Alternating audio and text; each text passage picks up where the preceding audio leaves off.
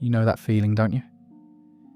You're sitting at the table with friends or family or even co-workers. The conversation is swirling around you like a storm. Opinions are being thrown back and forth like tennis balls. Everyone is so sure, so passionate, so loud. They're debating something on the news, or a decision someone made, or the future of the world. And then the storm quiets down for a moment. All eyes turn to you. They wait. They expect your contribution, your angle, your verdict. And in that moment, there's just nothing. Not a void of ignorance, but a profound and peaceful stillness. You don't have a hot take. You don't have a clever argument. You simply have silence. And in that silence, you feel the pressure. You feel the collective expectation that you should fill this space with noise, with words, with an opinion you don't truly hold. We've been taught to see this moment as a failure to engage, a failure to have a point of view, a failure to participate in the great human drama of being right. We feel a flicker of shame, a need to apologise for our own quiet. We might scramble to piece together a half-formed thought, just to break the tension and prove that we are, in fact, present and accounted for. But what if that feeling of failure is a lie? What if it's an old habit, a rule from a game that we are no longer required to play? Look around. The world is addicted to noise. It's not just in conversations, it's the endless scroll on your phone, a river of other people's thoughts, reactions and carefully crafted lives, flowing past your eyes every second. It's the news alerts that buzz with urgency, demanding your immediate attention and emotional response. It's the podcasts playing in your ears as you walk, the television chattering in an empty room, the constant need to fill every single pocket of silence with stimulation. We have become terrified of emptiness. We fear that if the noise stops, we will have to face something uncomfortable, something we've been running from. We think this constant chatter is connection, but it isn't. It's a performance. It's a collective agreement to keep the surface of the water turbulent, so that no one has to look at what lies in the depths. Every demand for your opinion, every baiting headline, every controversial post is a hook. It's designed to pull your energy, your focus, your life force out of you and into the chaotic external world. And every time you give a reaction, you don't truly feel or voice an opinion you just cobble together. You're feeding this machine. You're adding your own small cup of water to the raging river of noise. It's a subtle form of theft, happening all day, every day. Your attention is your most precious resource. And the way things are set up right now, everything is designed to steal it from you.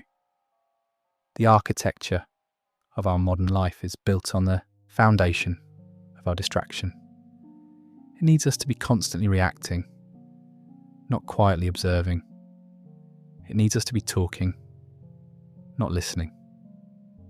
So let's go back to that moment at the table, that moment when you feel the pressure to speak, but your inner world is still. This is not an absence, it is not a void, it is a presence. Your silence in that moment is a powerful thing.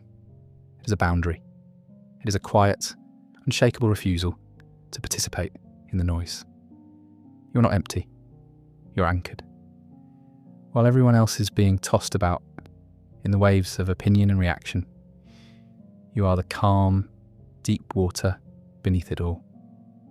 You're choosing not to perform certainty you do not feel. You're choosing not to add to the static. Think about it. How much of what is said every day actually needs to be said? How many of the arguments are just egos clashing? How many of the opinions are just recycled thoughts from something someone else said? True power isn't in having the loudest voice in the room. That's an old definition of power from an old world. The transformation happening right now is about discovering a new kind of strength.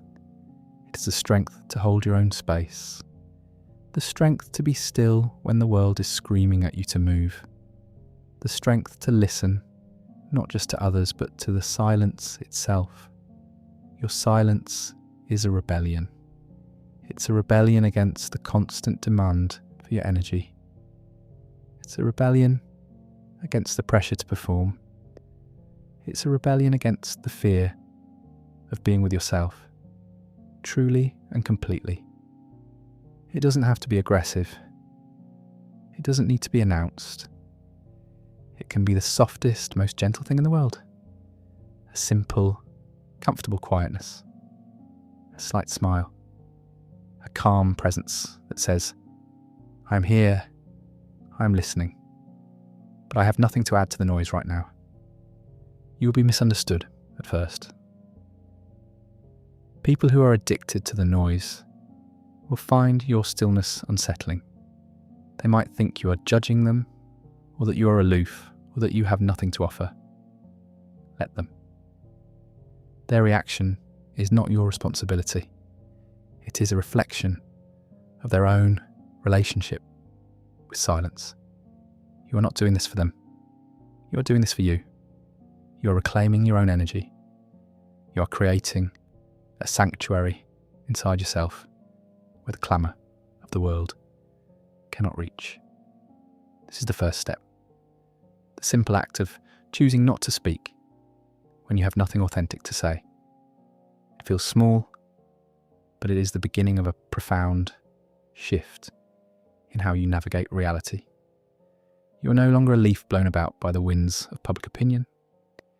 You are becoming the tree, rooted deep in your own quiet truth. Your silence isn't passive. It's an active choice. It's a declaration. You are declaring that your inner peace is more valuable than your participation in chaos. You are declaring that you trust the quiet process of your own understanding more than the loud performance of instant knowledge. This is a radical act in a world that wants you to be anything but quiet. It is the beginning of remembering how to hear the things that matter. By the way, our shared space of light and awareness is on its way to 100,000 people. Thank you to everyone who subscribes and brings this moment closer. So, what actually happens in that space you've protected? In the beginning, it might feel a little empty, even awkward. You've stepped off the spinning carousel, and for a moment, the world feels dizzy and strange. But nature has a rule. It doesn't like empty spaces. And what rushes in to fill the vacuum you've created is not what you might expect. It's not more pressure from the outside. It's not a feeling of being left out. What rushes in is reality itself, in its pure, unfiltered form. When you stop formulating your next sentence, you start to truly see what's in front of you. You're in a heated family discussion, and instead of planning your counter-argument, you are simply silent. And in that silence, you suddenly notice the flicker of fear in your father's eyes as he makes his point. You hear the deep weariness in your mother's voice that has nothing to do with the topic at hand. You see the subtle patterns of how your family communicates, the old hurts, the unspoken alliances, playing out like a hidden blueprint beneath the surface of the words. You weren't able to see this before because you were too busy being a part of the noise. By being silent, you've moved from being an actor on the stage to being the audience. And from the audience, you can see the whole play. This is what it means to truly listen. We think listening is just waiting for our turn to speak. But real listening is a state of total receptivity. It's about turning off your own broadcast. Imagine your mind is a radio station, constantly playing the music of your own thoughts, worries, and opinions. It's impossible to hear any other station while yours is broadcasting at full volume. Silence is the act of turning your own transmitter off. And when you do, you discover that the universe is constantly sending signals, constantly whispering information. You start to notice the coincidences, the synchronicities. You're wrestling with a problem at work, and you choose to just be quiet with it instead of forcing a solution. On your walk home, you overhear a stranger on the phone say one sentence, a piece of a conversation not meant for you, and it unlocks the entire problem in your mind. Is it magic? No. The connection was always there. The information was always available. You were just making too much noise to receive it. You begin to hear your own deeper self too. We all have it. That quiet, knowing voice inside. The gut feeling, the intuition. It's the part of you that is connected to the entire network of reality. The part that just knows. It doesn't shout. It never argues. It speaks in quiet feelings, in subtle nudges, in a sense of rightness or wrongness.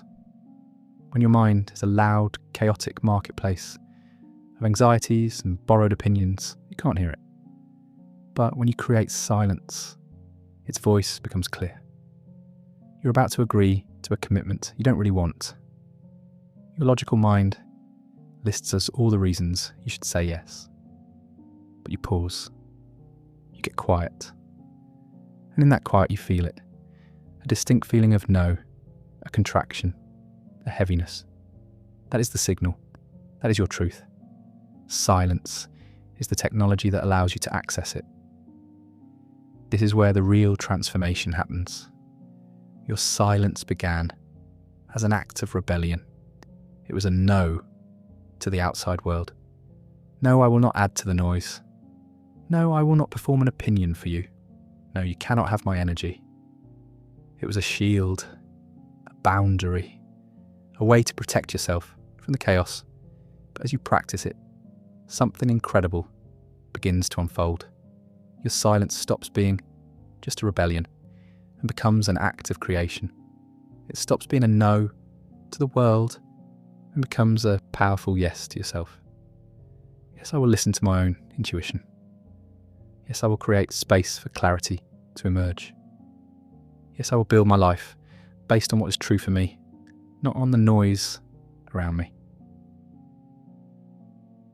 Think of it like this. Your inner world is a garden. For years you've been letting everyone and everything throw random seeds into it. News headlines, other people's fears, social media trends. The garden is a tangled mess of weeds, choked and chaotic. Nothing authentic can grow. Your silence is the act of clearing the ground. You stop letting new seeds get thrown in. You sit with the empty soil. It's patient work. But in that quiet, fertile ground, something new can finally begin to grow. Your own true thoughts, your own genuine desires, an understanding of the world that is born from your direct observation, not from second-hand information. You stop rebelling against the old world and start cultivating your new one. This is the deepest secret. Silence isn't empty. It's full of potential. It is the canvas upon which a new reality can be painted. It's the womb where your true self can finally be born. It starts as a refusal, a simple act of holding your tongue.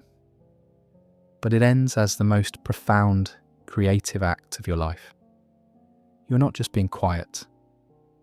You're creating the space for truth to reveal itself. If this video changed something in you, Write in the comments, "My silence is my power." Write it as your promise. Nobody